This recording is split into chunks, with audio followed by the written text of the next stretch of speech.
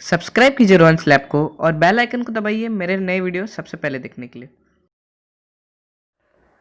Hello and welcome दोस्तों, मेरा नाम है रोहन। आप देख रहे हैं रोहन्स लैब। आज की इस वीडियो में मैं बनाने वाला ये वाली प्रोजेक्ट, इसको आप फिज़िकल स्विच से भी कंट्रोल कर सकते हो, एज वेल एज फ़ोन से भी कंट्रोल कर सकते हो ऐप के द्वारा, वाईफाई से। तब दुनिया के किसी भी कोने से हो के भी आप ये वाली लाइट को कंट्रोल कर सकते। ये लाइट ही नहीं, आप फ़ैन कुछ भी कंट्रोल कर सकते हो।